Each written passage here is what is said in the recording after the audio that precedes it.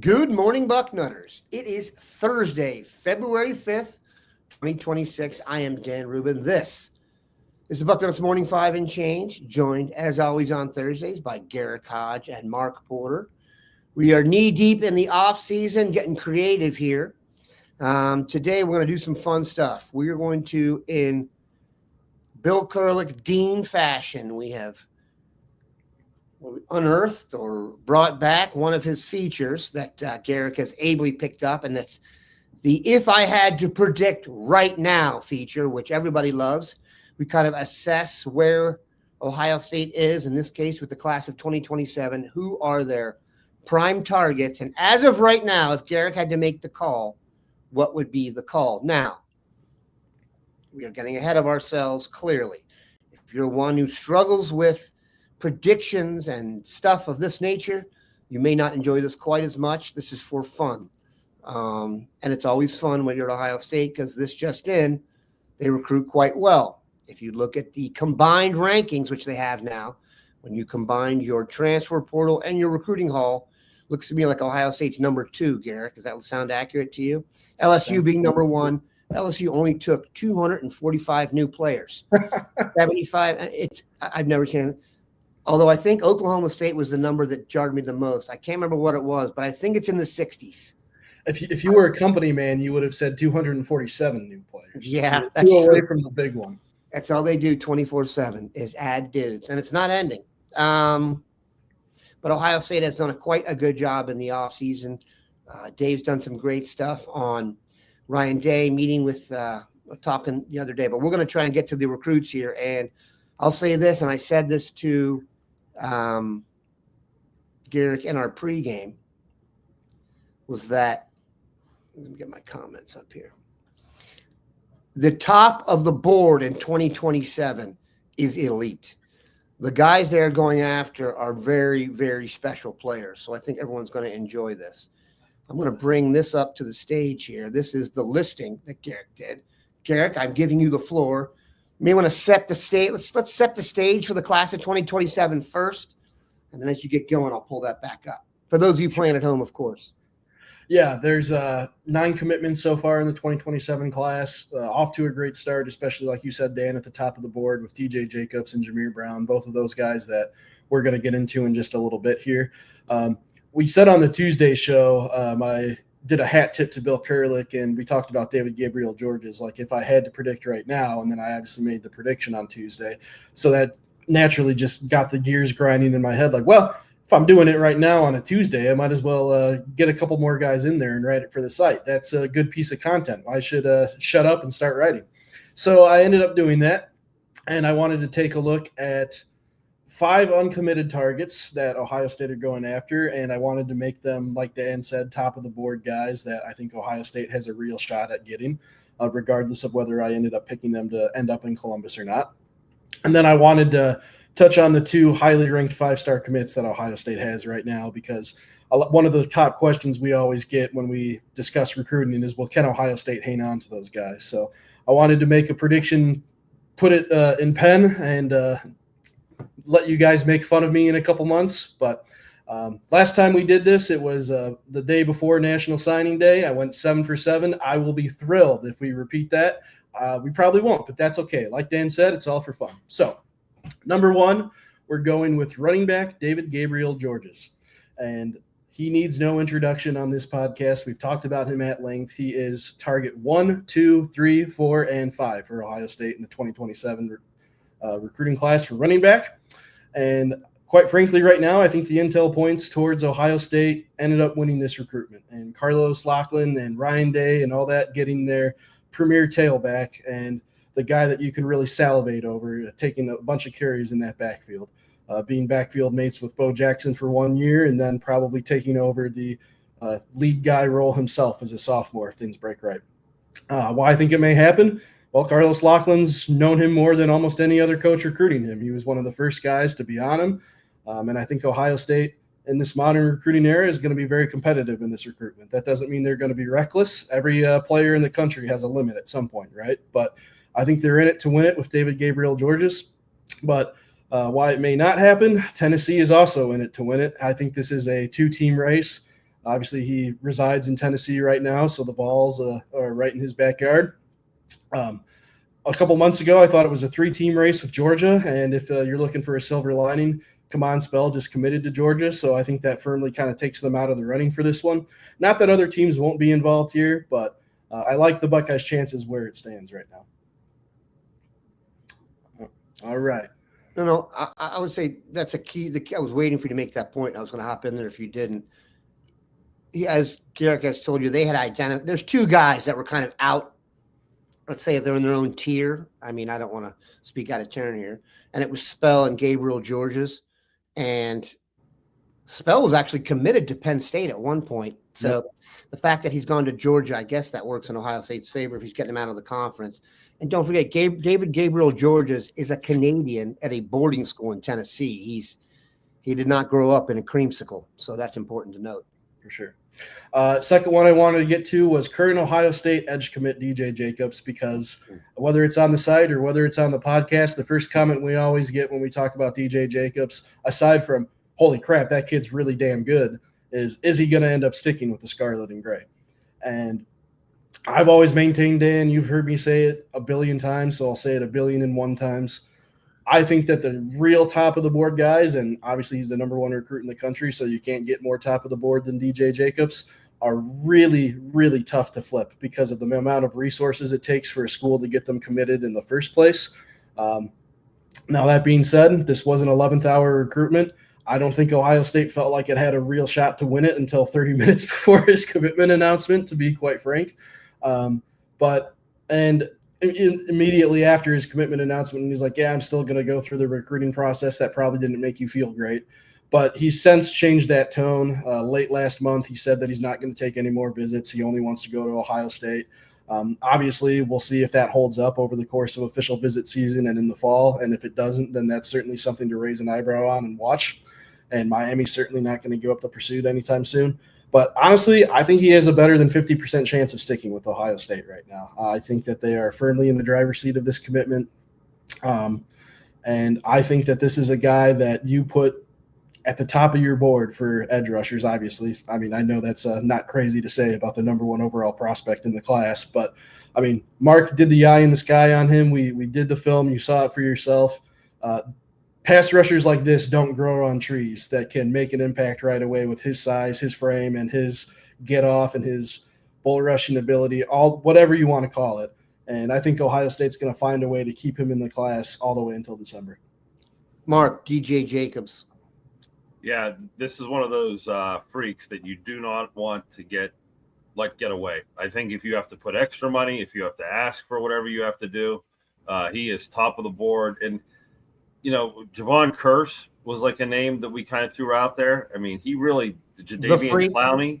Yeah, I mean, some of those edge guys that had that linear body, that sprinter's body, when they come out of the track stands, you're like, wow, that's a 250, 260-pound guy, and they look like a 190-pound guy with the jets they have. So rare height, weight, speed combo guy, you know, if you just want to say it in terms of, you know, freakish body styles.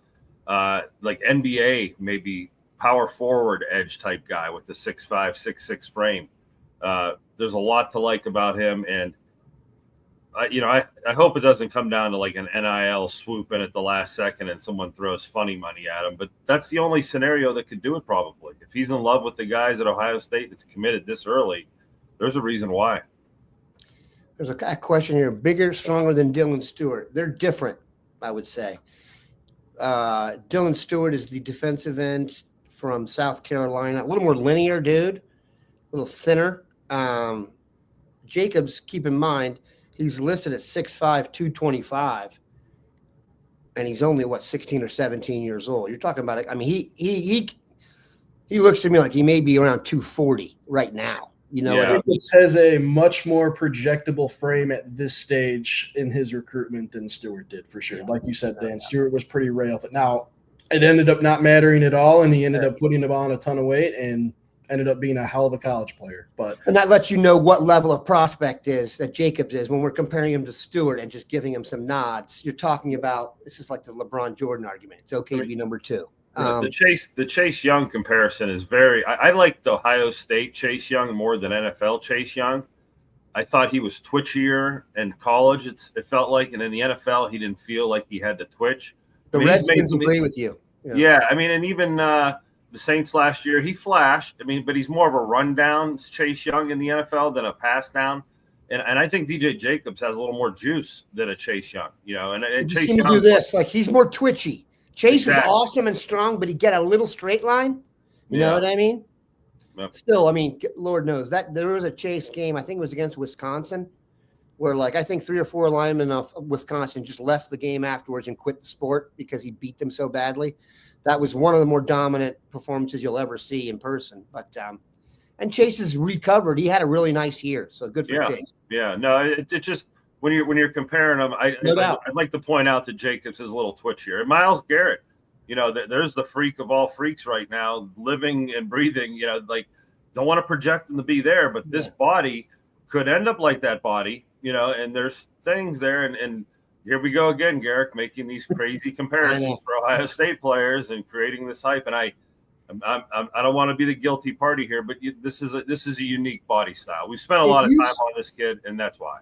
If you spend your time recruiting the best football players on the earth at their age, you're going to get these guys. That's just a fact. That's what Ohio State's doing. Now, you're lucky you didn't get struck by lightning when you invoked Myles Garrett, but let's move ahead here. Jamir Brown's up. Yeah, Jamir Brown wanted to continue we talked about one Ohio State highly ranked commitment, so we might as well talk about the second one that other schools are certainly going to come after, and that is wide receiver Jamir Brown, who obviously resides in the Buckeye State and will now be going to Big Walnut for his senior year of high school instead of Wayne.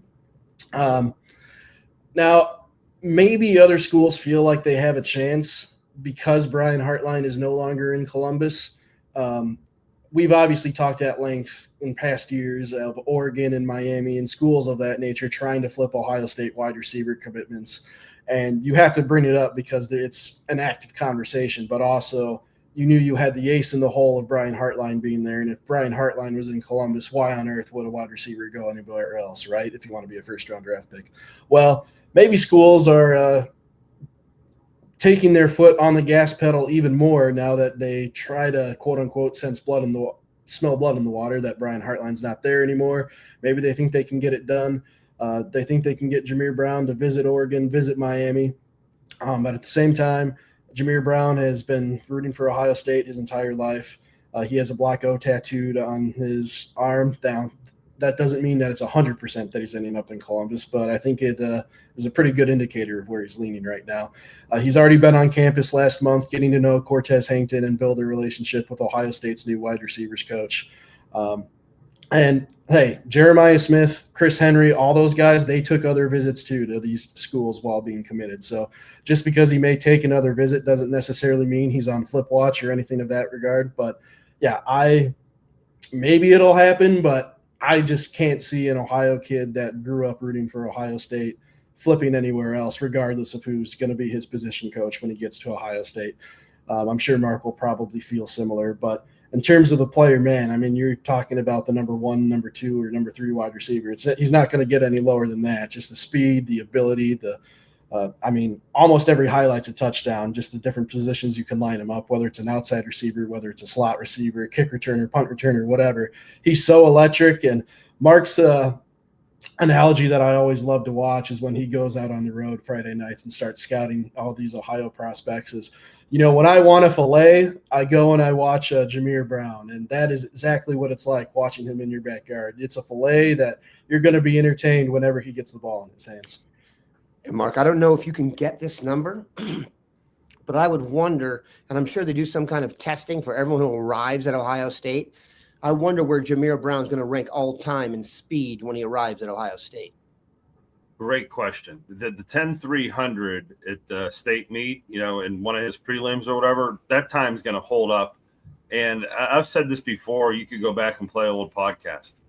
When he runs, those little black balls from the turf, they come up different than they do other kids. Like, he literally tears the ground out from underneath his feet. To run as fast as he does, the type of power and acceleration in his legs, you can just see the energy and it, like when he's pulling away from guys in the open field, you can see the dig in his feet. Like he's a sprinter. He's someone that when he gets in the open field, I don't think he's going to lose a race to the end zone. And what makes him so elite and gives him this high ranking is he's got the body to go with it. He's almost 6-footer in that area. He's thicker. It's not a frail frame. There are players. Yeah, there are those players that are track guys that are 150, 160 pounds. They're featherweights and they fly on the track and they run these times, but in football, they just don't hold up. Jamir's going to be able to get off the jam. He has a physicality about him. He's going to be a complete receiver. And you're right, in the pantheon of Ohio State fast people, boy, I mean, the Joey Galloways and, some of the names that we have. That's the name I would want to know. That's like the 40 time, like Joey Galloway. What the heck does that mean? Joey Galloway. He's one of those guys, like when they say, oh, he ran a 4.19, I'm like, okay. I mean, that sounds like you're breaking the time speed continuum issue, but that's not unbelievable. It's not unrealistic if Jamir Brown didn't want to play football that he could train and like literally make a run at the United States 4x100 team. That's how fast he is. He's legitimately like track star fast. Yeah. He won the 100 in the state in Ohio, which is great for track. Not only that, he did it like a track star. He didn't run as fast until the finals. So everyone else thought they were going to win. He's like, no, this is how this is going to work.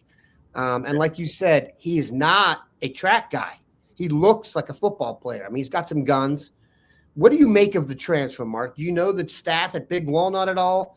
I always was worried a little bit about Notre Dame because Huber Heights, Wayne is, of course, the Marcus Freeman alma mater. Why would he move to Big Walnut? Do you know the guys there?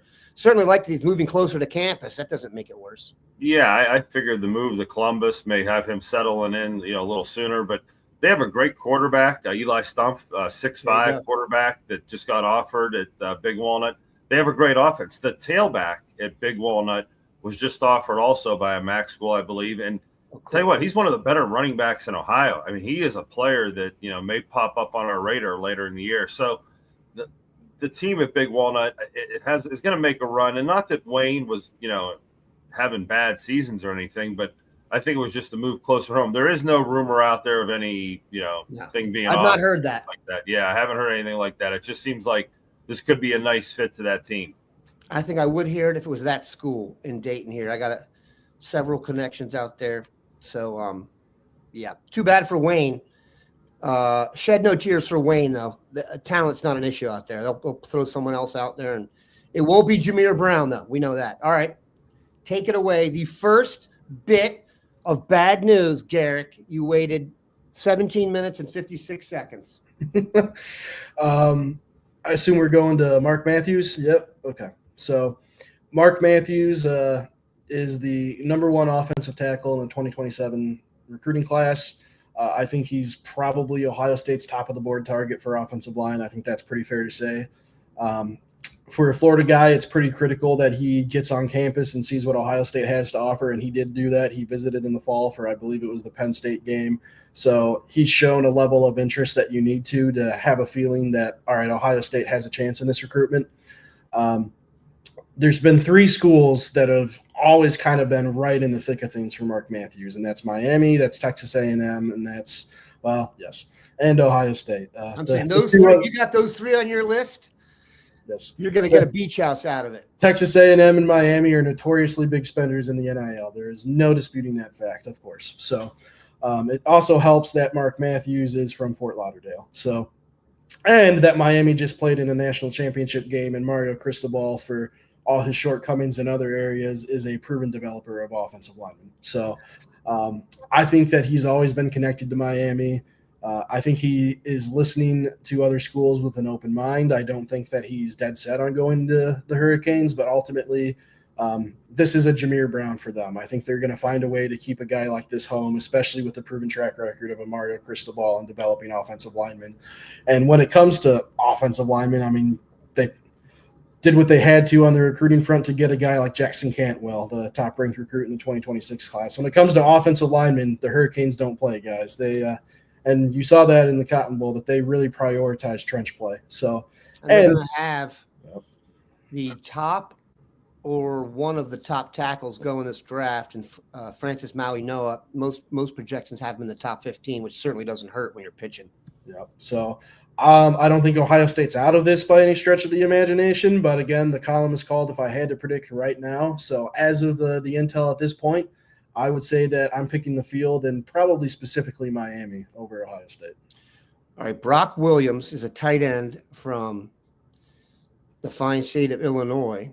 He shares that with Garrick. So Garrick went and checked him out. You've seen this guy. You've been up close and personal.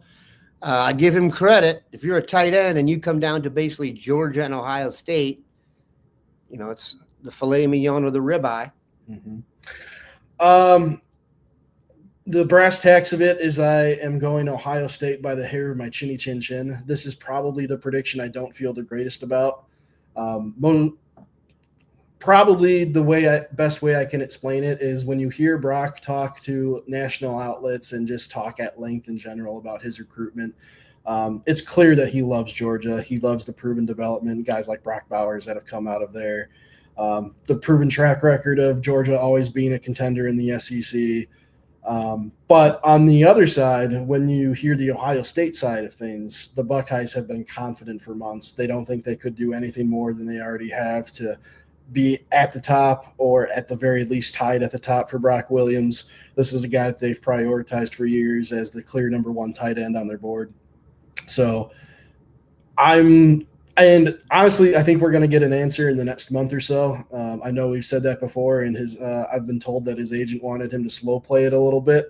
But knowing the kid, I know that he wants to make a decision before official visit starts because he's not a guy that likes to go through the recruiting process, which is pretty rare in this day and age. But I'm going Ohio State by the slimmest of margins, but I will probably be on an island because a lot of other people are going to put picks in for Georgia, and quite frankly, I wouldn't blame them. So this is probably the one that if I were to project, I'm going to have egg on my face. This is the one I don't feel greatest about, but something tells me when you just factor in everything and you know that Ohio State is confident that they can land a player like this, that perhaps Ohio State can get this done in the end. There was a time when you think proximity would help out, but all Georgia will do is just throw in some plane tickets for his family for every road game. So that works out. Interesting. All right, let's move on to wide receiver. Back to the state of Indiana, where, of course, Ohio State added rising star, you could say, Jerquaden Guilford, who went out to the All-Star game and really showed his wares. Monshun Sales, a little bit of a different guy in that. Looks like we're going – I don't think he's taller than Chris Henry, but he might be eye to eye. Yeah, he's listed at 6'5". He's a real tall guy. Interestingly enough, when we said that Jamir Brown came and visited Ohio State in January, he was on that trip with Monshun Sales and another guy we're going to get into right after that. So we'll save the name and tease it for another, 120 seconds or so. But there was this trio of highly ranked wide receivers that all came to Columbus in early January at the same time. And as much as I think Ohio State is firmly in the mix for Sales, and like we said, he just visited and he's been to campus plenty of times, I think that there's too much smoke with other schools right now, primarily Indiana. You want to talk about striking while the iron's hot. Indiana has failed to keep these in-state homegrown talent guys home for years, and now they might have their best chance to do it now that they've proven that they can win at the highest level. They haven't been a school that's notoriously landed 5-star commitments, but if you're ever going to get one of these guys, a year coming off of a national championship seems like it's pretty likely. But honestly, I think the bigger threat than even Indiana is Alabama. Sales always says publicly that he grew up an Alabama fan.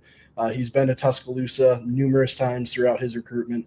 It wouldn't shock me at all if Alabama's the eventual winner here, but between Indiana and Alabama, I just think the smoke's too much there to take Ohio State over the field, so I'm going with the field over Ohio State for a very talented young man out of Indiana.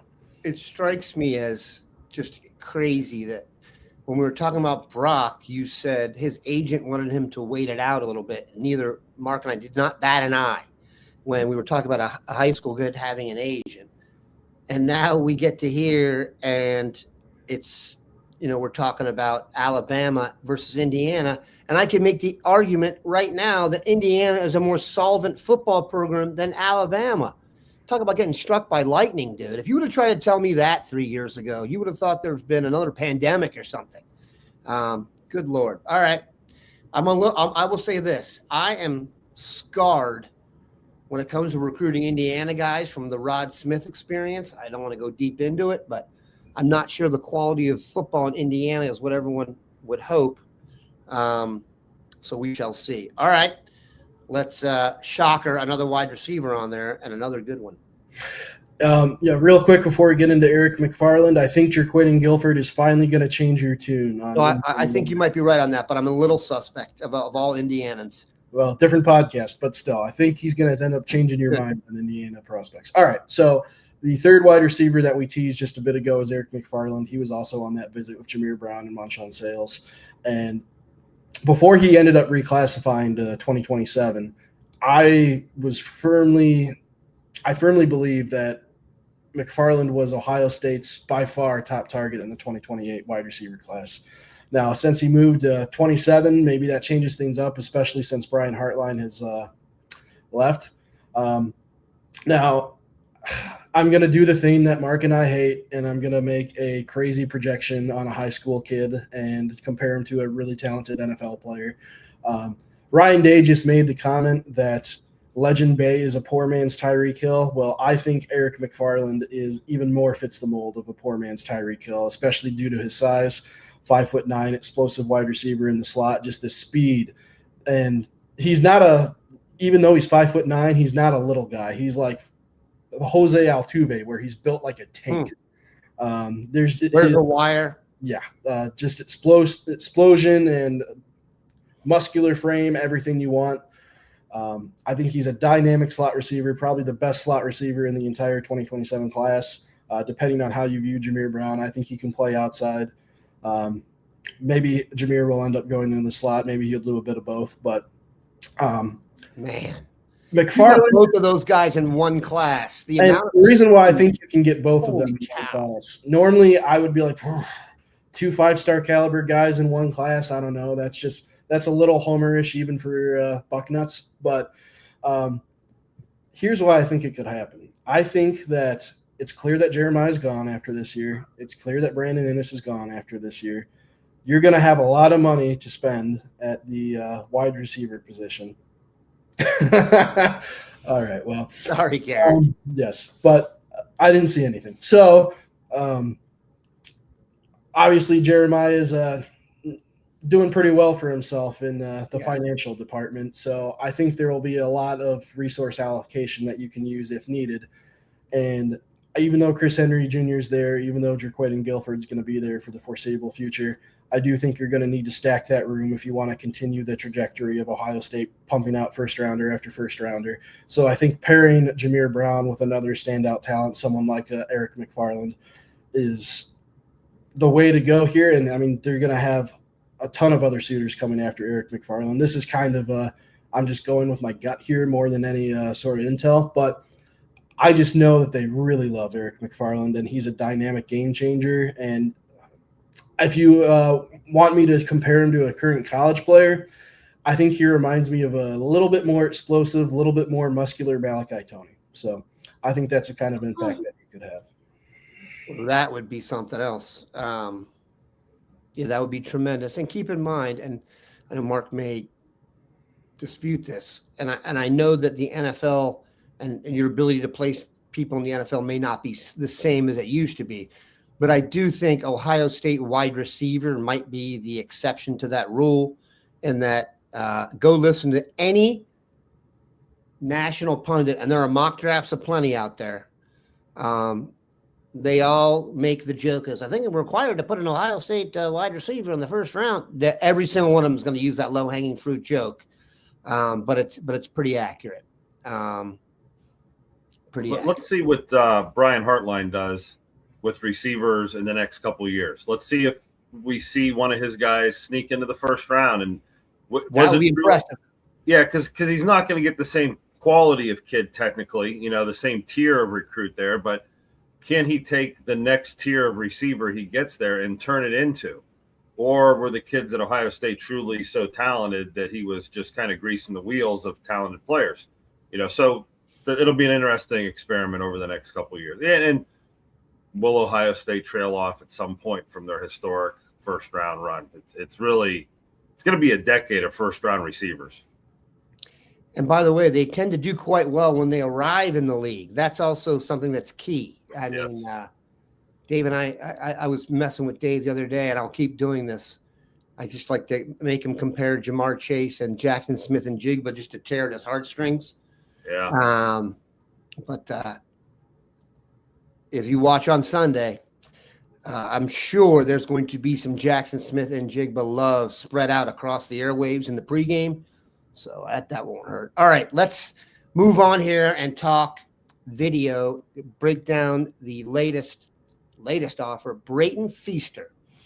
One of the more impressive physical specimens you will see in Ohio. He's at Akron Hoban. He is a rising he's going to be a senior this year, I believe. And I think his position has been the hook to this point. The offer came a little bit late. Also went out to his brother. And those of you who were in the boarding house yesterday know there might be some deal there. But, Mark, let us know a guy that you actually know a little bit better than the most. Yeah, it feels like we have been following Brayton forever now, like a half a decade. He started and burst onto the scene as a freshman. He was their tailback, and he had a John Riggins type style about him as a freshman. He is a bruiser that runs hard, and it's a physical style, and it played really well in high school. Sophomore year, you thought you might see him more linebacker. You thought that transition may take place, but he was still the tailback, and it really fit the Hoban offense. They were a double tight end, ground and pound, 3 yards in a cloud of dust, and he really was that. I was standing with some old timers, those 80-year-old guys that have been at the program forever, and watching him run the ball. Those guys were so impressed that they kept shaking their head.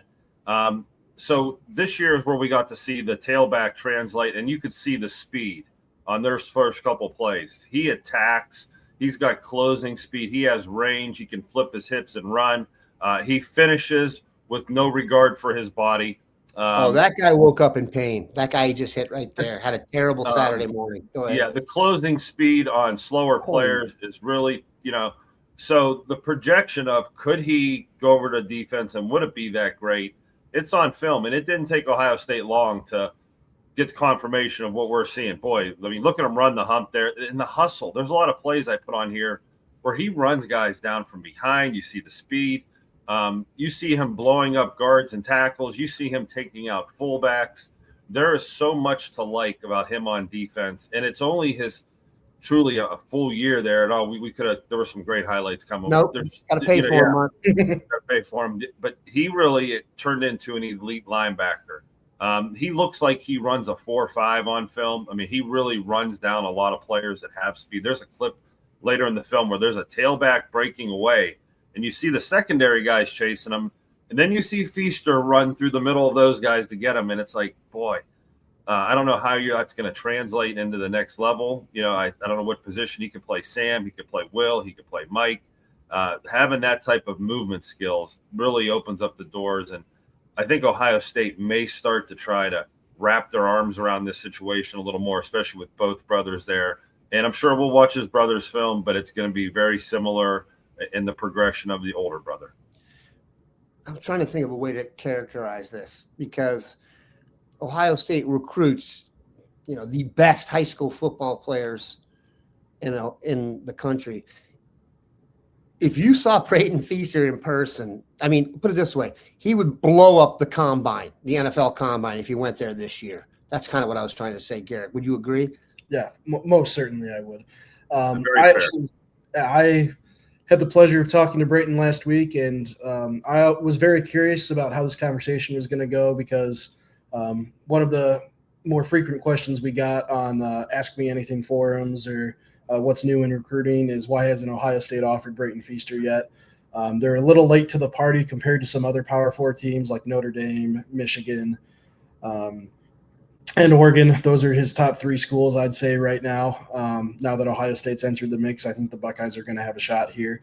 If you are a big Brayton Feister guy, which obviously a lot of people are for good reason, you can take solace in knowing that he's already said that he's going to visit Ohio State in the spring, and he's going to take an official visit to the Buckeyes. So they're going to have plenty of opportunities to get right back in this recruitment now that they've offered him and his younger brother.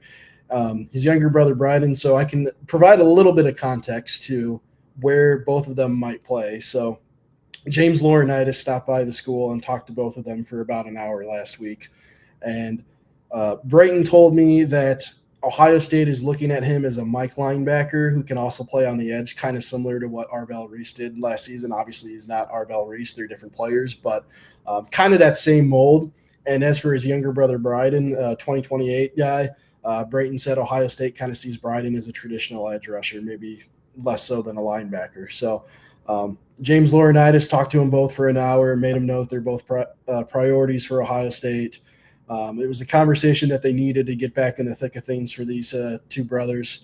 And they did say that they would like to play in college together. So it's not 100% that they're a package deal, I don't think, but they certainly want to be a package deal. So, it's close. I would say so. I would bet it's in the 90s, and the only other one would be injury related. Mark, does that jibe with what you've heard and what you know about the family? It does. And as you say, package deal and they go together, that means the NIL gets doubled. So whatever one gets, you'll get a discount, which actually, you can put together 2 for 1. You can put together a really nice package having 2 salary cap spots to fill with, elite money in 2 classes, where if you're a dad or mom and you say, well, you're going to give both my sons and the number is this big, and it's a really big number because it's times 2, that helps. I think it'll be an interesting recruitment. I think they both will end up tops in their class. I mean, that is one of the better linebacker films we've seen. It holds up with the other guys. Their first year. Yeah, we've gushed at, like the athletic ability holds up. And it was always a projection. And that's what held this offer up. Like you saw the tailback and said, boy, that would be a great linebacker. But at Ohio State, you don't do that. And then here was the other holdup. He really liked playing running back, and he was really damn good at it. And there may have been, I don't want to say an illusion, but I could go be a college running back the way I'm running it here. Not on the level of David Gabriel Georges or Kamon Spell or Bo Jackson, okay? Not on the level of an Ohio State tailback, but you could play college running back. He was definitely the younger you are, the more the delusions of grandeur are there that, hey, maybe I will be Iowa. You'd be surprised to see that guy be a running back at Iowa. Yeah, Mike Allstott. I mean, Peyton Hillis. I mean, there are some guys that have that grinder, style to them that make a living on it. But everyone always probably whispered in his ear, dude, go give linebacker a try. Go see what it looks like over there. And what we just watched was a lot of good advice gone into him, and I'm glad he's on the defensive side of the ball. He is nasty. That's the only way to say it. I mean, these guys, they are specimens now. I mean, they are specimens. So one thing this show tells you is Ohio, good football. By the way, the big reason Ohio State is always better than everyone else in the Big Ten or close to it, we have the best players in Ohio. I know we get away from that a little bit in the national recruiting we geek out about, but it's really nice to have the state of Ohio as our base, and it's really nice to have Garrick covering it and Mark here as well. We appreciate you guys stopping by. Have a good one.